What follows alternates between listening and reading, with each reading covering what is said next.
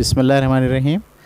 آج سے ہم تیسرے پارے کا مطالعہ کریں گے اور اس کا ترجمہ سننے کی سعادت حاصل کریں گے۔ تیسرے پارے میں سورہ بقرہ کنٹینیو ہے اور سورہ بقرہ کی آیت نمبر 252 سے لے کر 286 تک کی آیات اس پارے میں موجود ہیں اور یہاں یہ صورت ختم ہو جاتی ہے۔ اور اسی پارے میں دوسری صورت تیسرے نمبر کی صورت جسے ہم کہتے ہیں سورہ آل عمران، وہ بھی اسی پارے سے شروع ہوگی اور اس کی آیت نمبر 1 سے لے کے 91 تک کی آیات اس پارے میں موجود ہیں۔ تو ہم پڑھنا شروع کرتے ہیں۔ بسم اللہ الرحمن الرحیم۔ یہ اللہ کی آیتیں ہیں جو ہم تمہیں حق کے ساتھ سنا رہے ہیں اور اس میں کوئی شک نہیں کہ تم اللہ کے رسولوں میں سے ہو۔ بنی اسرائیل بھی اس بات کو جانتے ہیں لیکن مانتے اس لیے نہیں کہ یہ جو رسول ہیں ہم نے ان میں سے ایک کو دوسرے پر فضیلت دی، اس طرح کہ ان میں سے کسی کو اللہ خود ہم کلام ہوا اور کسی کے درجے اس نے بعض دوسری حیثیتوں سے بلند کیے، اور آخر میں مریم کے بیٹے عیسیٰ کو ہم نے نہایت واضح نشانیاں دیں اور روح الاقدس سے اس کی تائید کی۔ چنانچہ یہی چیز ان رسولوں کے ماننے والوں میں ایک دوسرے کو جھٹلانے کا باعث بن گئی، اور اگر اللہ چاہتا تو نہایت واضح دلائل سامنے آ جانے کے بعد یہ ان کے بعد والے ایک دوسرے سے نہ لڑتے، لیکن اللہ نے یہ نہیں چاہا کہ لوگوں پر جبر کرے، اس لیے انہوں نے اختلاف کیا۔ سو ان میں سے کوئی ان رسولوں پر ایمان لایا اور کسی نے ماننے سے انکار کر دیا۔ تم کو نہ ماننے کی وجہ بھی یہی ہے اے پیغمبر، اور اگر اللہ چاہتا تو وہ ہرگز آپس میں نہ لڑتے، مگر اللہ اپنی حکمت کے مطابق جو چاہتا ہے کرتا ہے۔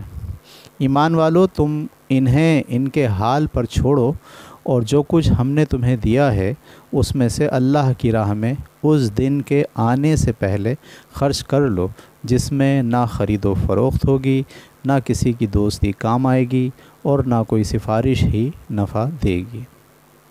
اور حقیقت یہ ہے کہ اس دن کے منکر ہی اپنی جان پر ظلم ڈھانے والے ہیں۔ اس دن معاملہ صرف اللہ سے ہوگا، اللہ جس کے سوا کوئی الہ نہیں، زندہ اور سب کو قائم رکھنے والا، نہ اس کو نیند آتی ہے نہ اونگ لاحق ہوتی ہے۔ زمین اور آسمانوں میں جو کچھ ہے سب اسی کا ہے۔ کون ہے جو اس کی اجازت کے بغیر اس کے حضور میں کسی کی سفارش کرے؟ لوگوں کے آگے اور پیچھے کی ہر چیز سے واقف ہے، اور اس کی مرضی کے بغیر وہ اس کے علم میں سے کسی چیز کو بھی اپنی گرفت میں نہیں لے سکتے۔ اس کی بادشاہی زمین اور آسمانوں پر چھائی ہوئی ہے اور ان کی حفاظت اس پر ذرا بھی گراں نہیں ہوتی، اور وہ بلند ہے، بڑی عظمت والا ہے۔ یہ جو رویہ چاہیں اختیار کریں، دین کے معاملے میں اللہ کی طرف سے کوئی جبر نہیں ہے۔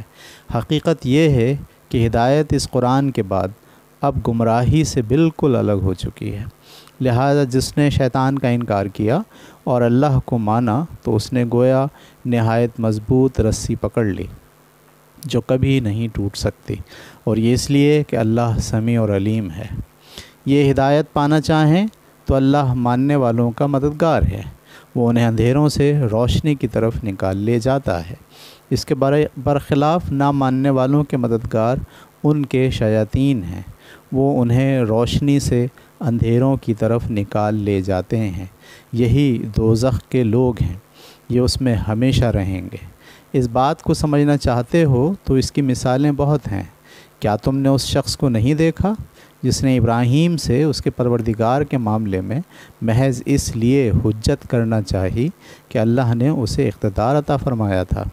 اس وقت جب ابراہیم نے اسے کہا کہ میرا پروردگار تو وہ ہے جو مارتا اور جلاتا ہے، اس نے جواب دیا کہ میں بھی مارتا اور جلاتا ہوں۔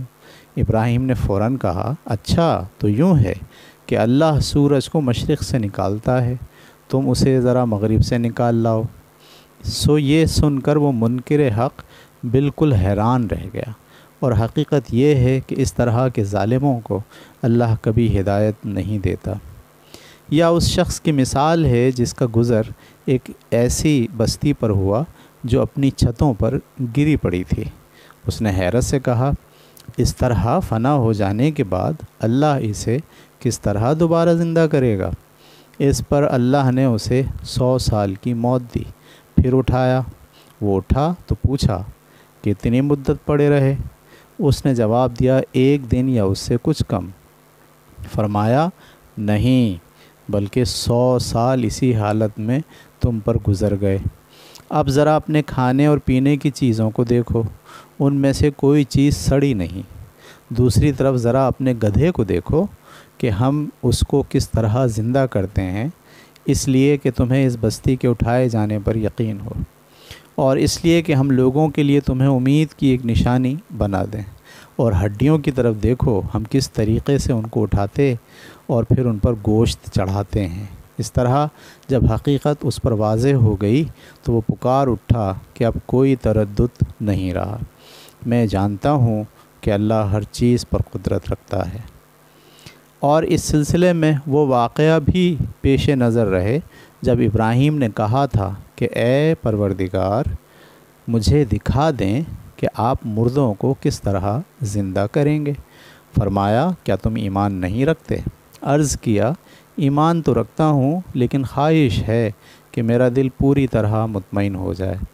فرمایا، اچھا تو 4 پرندے لو، پھر ان کو اپنے ساتھ ہلا لو، پھر ان کو ذبح کر کے ہر پہاڑی پر ان میں سے ایک ایک کو رکھ دو، پھر انہیں پکارو، وہ زندہ ہو کر دوڑتے ہوئے تمہارے پاس آ جائیں گے۔ اور آئندہ کے لیے خوب سمجھ لو کہ اللہ زبردست ہے، وہ بڑی حکمت والا ہے۔ ہدایت و ضلالت کے معاملے میں اللہ کا طریقہ یہی ہے، اس لیے یہ نہیں مانتے تو انہیں چھوڑو، اور تم اچھی طرح سے سمجھ لو کہ اللہ کی راہ میں اپنے مال خرچ کرنے والوں کی اس عمل کی مثال اس دانے کی ہے جس سے 7 بالیں نکلیں، اس طرح کہ ہر بال میں 100 دانے ہوں۔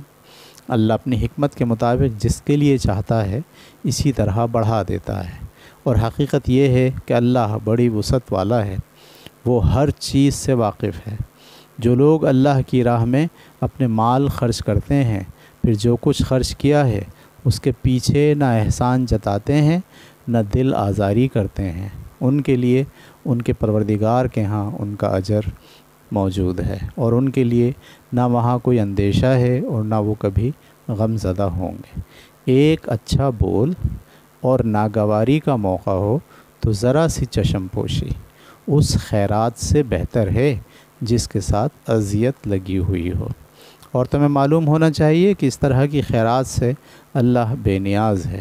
اس رویے پر وہ تمہیں محروم کر دیتا، لیکن اس کا معاملہ یہ ہے کہ اس کے ساتھ وہ بڑا بردبار بھی ہے۔ ایمان والو، احسان جتا کر اور دوسروں کی دل آزاری کر کے اپنی خیرات کو ان لوگوں کی طرح ضائع نہ کرو جو اپنا مال لوگوں کو دکھانے کے لیے خرچ کرتے ہیں، اور وہ نہ خدا پر ایمان رکھتے ہیں اور نہ قیامت کے دن کو مانتے ہیں۔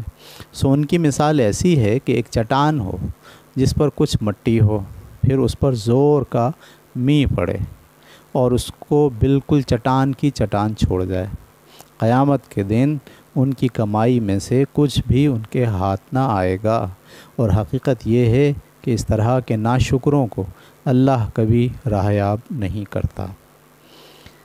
اللہ کی خوشنودی چاہنے کے لیے اور اپنے آپ کو حق پر قائم رکھنے کی غرض سے اپنا مال خرچ کرنے والوں کی مثال اس باغ کی ہے جو بلند اور ہموار زمین پر واقع ہو، اس پر زور کی بارش ہو جائے تو دونا پھل لائے، اور زور کی بارش نہ ہو تو پھوار ہی کافی ہے۔